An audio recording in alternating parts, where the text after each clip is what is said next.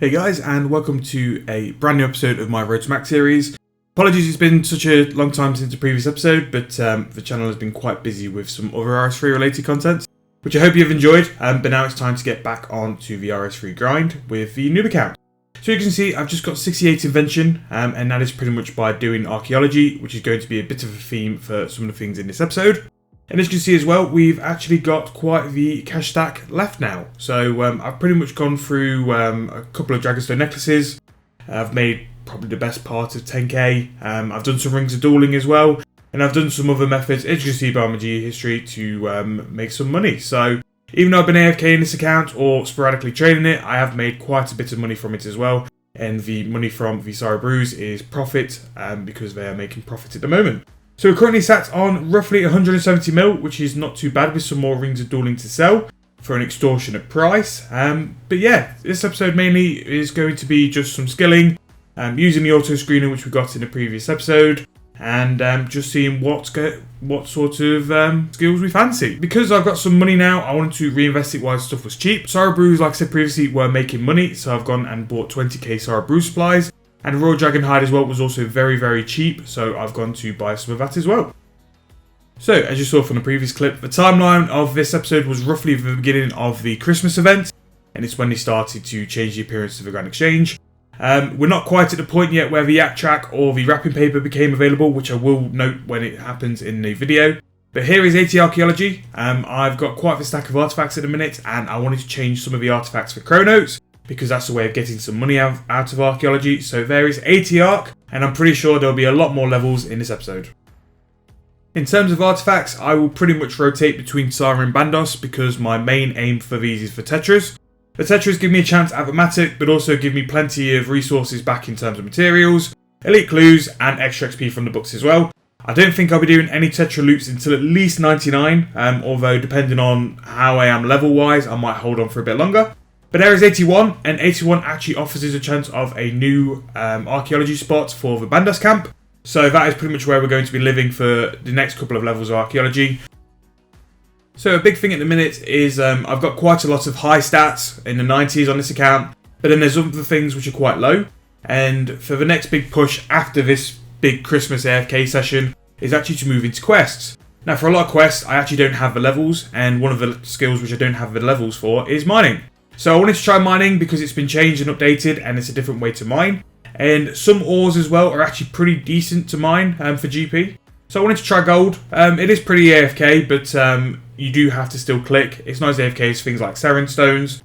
But there is 51 mining, and along with that we've unlocked quite a few different quest unlocks, which is good. The more quest unlocks we get, the better, because it'll mean we can do more quests in one big go. So this is the moment the yak track got released, and this will pretty much be the big focus for probably the next 4 or 5 videos. I really enjoy the yak track because it gives you decent rewards, so it's very worthwhile doing. But also as well, the yak track gives me a motivation and a reason to train skills that I don't normally train. And especially on this account, there's quite a lot of skills I do need to put some work into. But that is the first step of the yak track done, and throughout this next couple of episodes we'll keep you updated on where we are and how we're doing in terms of the yak track. So, just doing some more archaeology. The XP from when you're restoring artifacts is actually pretty mad, and there is 83. Just doing some more Bandos components as well, and that unlocks a new Bandos spot for us as well. And that's what I'll pretty much do. I will harvest artifacts at a spot until I'm somewhat close to a level, which is beneficial, or unlocks a new spot. And then once I've got that, I've got more than enough artifacts just to power through and do it as well. But I am pretty much hoarding a lot of artifacts at the minute, ready for the big XP block. But yeah, archaeology is great. The auto screener really is a massive upgrade, and I'm training inventory through the Matic. And in terms of the yak track as well, we're doing pretty good. We're up to number 10, step 10, and a lot of that has just been pure skill and kill, just AFK in archaeology, which I would have been doing it anyway because that's pretty much what I'm doing when I'm trying to max on No 7. I've just sat this account at archaeology with the porters and with the premier artifact as well, and just try and get as much XP as possible. But in terms of an AFK skill, it is really good. Archaeology does have a lot of massive benefits towards the later levels. It will be a GP maker, which I want to show in a video because I think it's still a bit underrated for how good it can be. But also the artifacts and the relics as well do give some massive buffs over time as well. Now, a slight benefit as well with all this yak track is a lot of XP lamps as well, which at the minute, because we've got the invention level we want, we'll go on to dungeoneering and runecrafting because they're both so slow. Dungeoneering here, level 68, which will be pretty good for some new floors. So here is my home for the next couple of days. This is the spot where I'm probably going to sit for 38 or 37 of each artifact. It's a decent number because it means I can be here for a decent period. And it's just more Tetras, more than anything. I think I worked out 38 sets will get me to the next bulk level. And while I'm here as well, I'm making sure I'm doing my advent calendar every day and also doing my spins every day. As you can see, we've just got a runecrafting level there. Runecrafting and dungeoneering will be the two I sort of swap between because they are both so slow.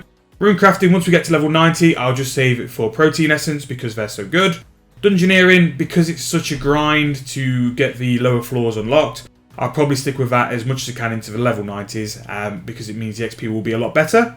Also, from this yak track, we've just unlocked probably the best reward possible, which is a thing which turns you into a little yak. So that's pretty nice as well. That'll be really good for the thumbnails as well. Give me something different to do for them. So back at the archaeology spot, and there is another runecrafting level. So we've pretty much got 2 runecrafting levels just from the lamps we get from daily spins or from any spins we get from skilling. But that's 74, so that's definitely working its way up. And in terms of the total level as well, we're not actually doing that bad. But yeah, in terms of the yak track as well, we are plodding our way through. That is level 15 we are up to, all from skill and kill, and all from AFK and archaeology as well. So yeah, not too bad. And I think I've made a video before it as well. The way the yak track works is slightly different this year. It's got a yak track token as the reward, so you can pick the cosmetics you want as well, which I think is very good. It's a different update as well, and it means you can pick anything you've missed out on as well. And I'll make sure to show what we end up picking when we've finished the yak track. So this is probably day 5 or 6, and we are still living here. The 07 grind is going pretty well, but here is 69 dungeoneering at level 35. That is the last of the abandoned floors, so when we get 71 we can start doing occults, which I think at some point soon, if I do need an escape from archaeology, we might go and do some dungeoneering, and I can key on the main account, and this account can just leech. Or I can find a couple of extra people as well, and we can try and do some large floors. So up to level 17 now, just from sheer AFK, and the artifacts are really starting to rack up. This promo, which is currently on, is actually quite mad if it's going to give you an epileptic fit as well. It's the colours were just a bit bright, just a little bit, but in terms of lamps and rewards, it was actually pretty mad for the amount of XP you could get as well. So there is level 70 dungeoneering. I never thought I'd get it at this point, but it's amazing what some lamps and a decent promo will do. At this point as well, the wrapping paper and Christmas event had happened. So whenever I'm skilling now, I'm getting wrapping paper just through simply playing the game. And the wrapping paper was to be handed in for presents, which could be linked to Aurora dies. If you're interested in what I've got from this account, or the main account, I do have wrapping loot videos on the channel as well, which I will link at some point through this as well. But that's a long-term play for the next couple of episodes. Basically, yak track. It's going to be wrapping paper. And that will tie in eventually with the loot from the presents, which will link to some XP we get as well. In terms of my buys on the GE, all the low ball offers are put in for the Royal D-Hide, brew sets, and Rings of Dueling bought. So in a little while, that will be pretty much how we make a fair bit of money as well. The Rings of Dueling will be the bottom of the list because they're so sporadic with their prices as well. But it's pretty good for mage training as well. So I've just got level 78 mage, just through simply doing Rings of Dueling. I've not done any combat yet. I've literally just been doing enchanting, and it's quite mad really how much XP that's probably come from them. So because I got 60 woodcutting in the previous episode, I can now do Divine Use. Divine Use are a mental way to get quick woodcutting XP, although you are limited to how much XP you can get a day. So from my first big batch, I have level 63 woodcutting. I've got plenty of bonus XP in this as well because woodcutting to get to 60 was a bit slow. So we'll start flying through some early levels as well. I do make my Divine Use as well every day, but I store them because I can only make one. If I can and hoard and not use them, I will always do that because I'm a peasant. But I'd normally just sit on World 84 or 99, wait for some to spawn and just jump on them as quick as I can. In the meantime, for some more yak track points and some wrapping paper as well, I will be making some Star Brews. Star Brews, as you can see, are absolutely mad XP for what they are, but I'm also making profit from them as well. So Herblore at the minute, I'm looking to get 96 by making money just by trading Herblore, which at sort of 300k an hour, a couple of years ago, you wouldn't have been able to do something like that. Here is 75 rune crafting, which I think was a clip before I actually looted all the GE, but that's pretty much where we're going to finish this episode. So in terms of progress, we've made quite a bit this episode. We've got 75 rune crafting, we've got quite a few DG levels just from lamps, and we've done quite a bit of archaeology as well. I've not used all the artifacts, but that's saving for another day, maybe a yak track step.